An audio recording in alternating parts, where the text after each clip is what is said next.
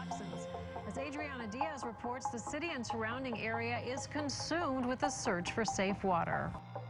For the second hot summer day, some 400,000 Ohio and Michigan residents who get their water from the city of Toledo weren't able to drink it. Last weekend, approximately 400,000 people throughout Northwest Ohio and Southeast Michigan were given a frightening warning: do not drink the water. Water shelves are cleared out for nearly 60 miles, with stores in Ann Arbor, Michigan posting all out of water signs. Authorities say the culprit is this huge algae bloom fed by farm and sewage plant runoff, leaving over 500,000 people with no safe drinking water for 3 days. But you had a coincidence of the drinking water intake valves and the bloom happening right there. Allowing farm field runoff of manures and fertilizers applied at 4 times the rate of 20 years ago is simply no longer acceptable. If this continues, you're going to see more and more Lake Eries. It won't just be Lake Erie. It'll be Lake Huron. It'll be Lake Michigan. It'll be in every inland lake and every river where there are farms. But yes, we have also got to get on top of agriculture. It's probably the largest source of the phosphorus and probably needs the biggest solution. Get farmers to not apply more than they need. You know, there's a lot to do at the farm level, but at the end of the day, the impact on the sustainability of the system comes from a large number of farmers and a large number of constituencies working together to achieve sustainability. This is a big problem. It's going to take a long-term solution and dedication. What I want to know is where does this all end? How does this end? And I don't think anybody knows.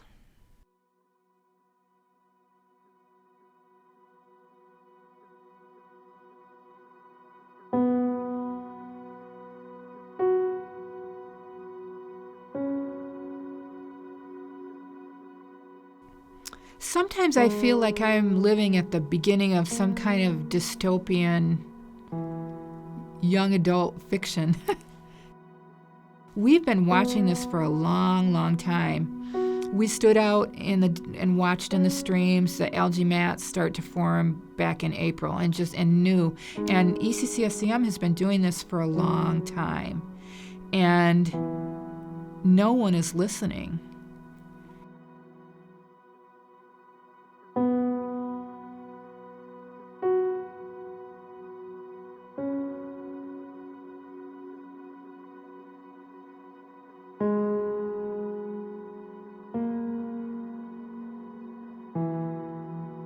This is pretty serious, and some people say that the next world war will be fought over water. I don't know that that's true, but I do know that we are very fortunate in this part of the country to have access to 20% of the world's fresh surface water.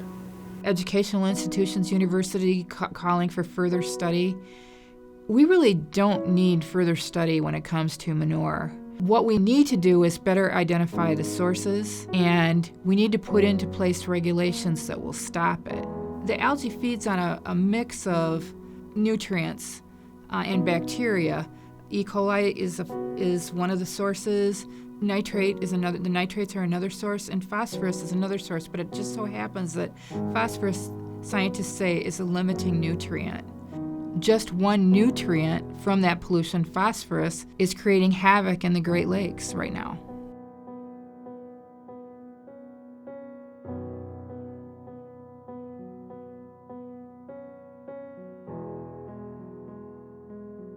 So if you can cut the phosphorus amount, then hopefully you can reduce the amount of algae. Phosphorus seems to be the key. And most scientists think that around 80 to 85% of that comes from agriculture instead of the other sources. I can remember when my grandfather was alive, farms were generally about 80 to 160 acres, and they were what we would call very small farms. They produced mostly people food on their farms. And it was a very diverse system, not just in the livestock, but also in the way the land was used. I can remember my grandfather taking me out one day, and he explained to me that if you pick up a chunk of dirt and you squeeze it and it holds together, there's too much moisture in the soil and it's not time to farm. But that day, it didn't. It just crumbled. He was worried about soil compaction, constant plowing, constant turning the soil over, constant harvesting. It creates a whole lot of problems, and one of them is runoff. What happens is that excess phosphorus that isn't used by plants is leaving the fields where either chemical fertilizers or manure is applied, and that excess phosphorus, when it leaves the fields, it's dissolved and it goes straight to Lake Erie, basically. There really isn't anything that can filter it out that's natural. There's two ways that we get the nutrients in the lake. One is through pipes, point sources as they call them, and the other is from what they call non-point, which would be your runoff. The pipe sources, the major one is wastewater plants, which discharge into the lake 365 days a year, 24/7, and there's always a certain amount of phosphorus coming out of those discharges. The non-point sources from the runoff occur after heavy rainfalls or when the snow melts in the spring, because obviously if you put something on the ground and there's nothing to transport it into the water, it's not going to go there. So those sources are agriculturally based primarily, and they're manure and commercial fertilizer, as well as wastewater overflows. Combined sewer overflows are part of that excessive rain runoff. But statistically, the numbers show us that probably about 2/3 of this algae problem in Lake Erie is coming from non-point or the runoff problems after heavy rains. And of that, probably 2/3 or more is coming from agriculture, which is commercial fertilizer and manure. Let's say you have a factory farm with 3,400 animals. That farm produces the human equivalent of manure and waste of 68,000 people. That's just one farm. Michigan has around 240 of those farms.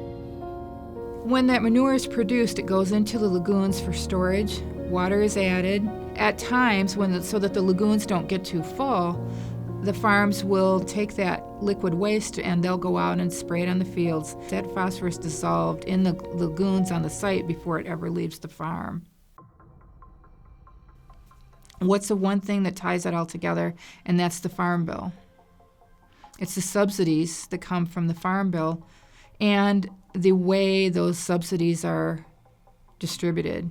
The conservation practices that are paid for by the Farm Bill, the money that is distributed that goes towards actual raising of crops and the equipment needed and the insurance is all geared towards soybeans, wheat, corn, dairy. The system is set up so you have to produce more money to get more money, or you're not going to get any money unless you produce these crops. Agricultural subsidies began in the Great Depression. When the economy collapsed, there was this huge overabundance of what we call commodities: wheat, corn, soybeans. So the government basically paid these farmers not to sell a certain number of their crop to create an artificial price. And as time has moved on, farmers have become more and more reliant on it. These programs have gotten bigger and bigger. So now it's gotten to the point where corn wouldn't be grown in this country if it weren't for the massive amounts of subsidies, because these subsidies create a fixed price that ensures the farmer is going to get a certain amount. And with crop insurance now, farmers are even more incentivized to plant in risky areas that might get subject to drought or flooding or different problems, because regardless of if they get a crop or not, they're still going to get that money and collect that revenue. And that puts a disproportionate advantage to these large farms, because with the economies of scale, these subsidies have a much bigger influence. And if these subsidies were lessened, then we would see a resurgence of these small and medium-sized farms, because the playing field will be more level. And these small and medium-sized farms can be much more productive, because when you can intensely manage a system and pay attention to it, you can get a whole lot more out of it. Whereas a big field of corn, a farmer might not step foot on a certain piece of land for the entire season, or just drive by it.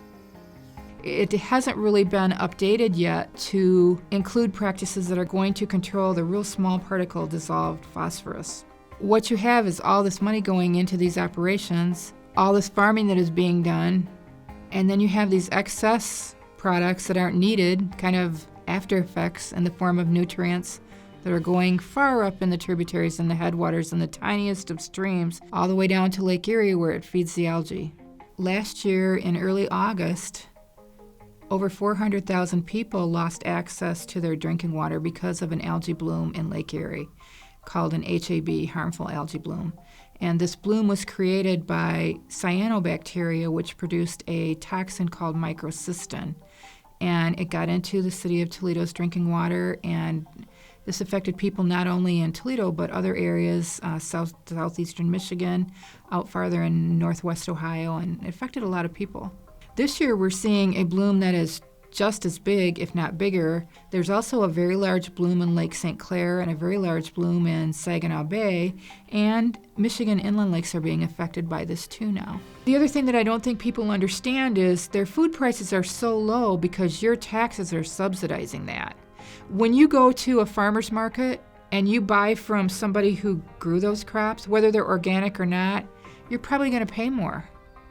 What if the subsidy money went to help them to lower the price of their products instead of these commodities?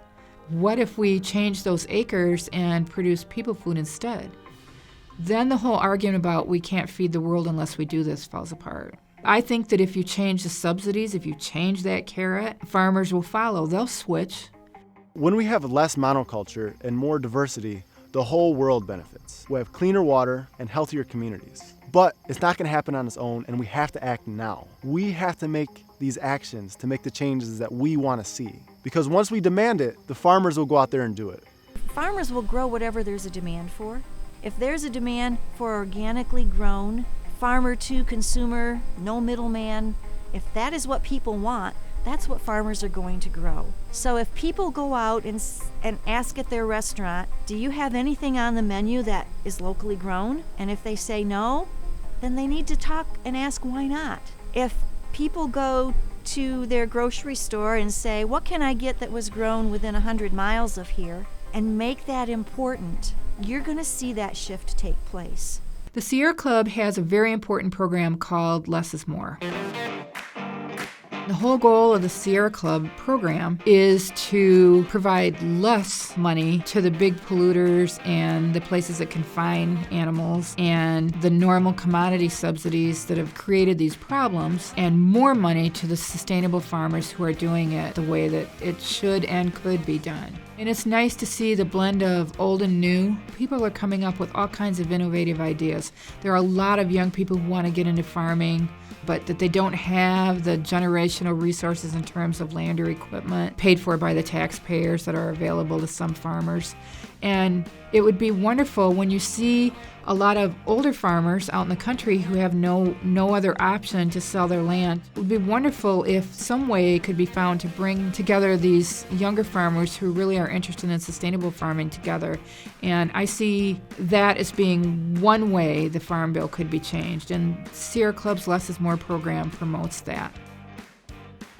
If someone wants to get involved in the Less is More movement, I would say the very first thing to do, if you have any space at all, is to plant some vegetables in your yard. You can grow an awful lot in 16 square feet. And if you're ready to take other steps, you want to support your farmers markets, any local food co-ops, organic, almost organic, beyond organic. If you're interested in getting even more involved, the next thing to do is contact your policymakers, whether it be community leaders, business leaders, politicians, religious leaders, and ask them what they're going to do about this. How do they plan to change the farm subsidies? How do they plan to change whatever legislation might be coming down the pike so that more money can go to the small, sustainable farmers? Because that's what really needs to happen. But they need to hear from the public that these changes have to be made.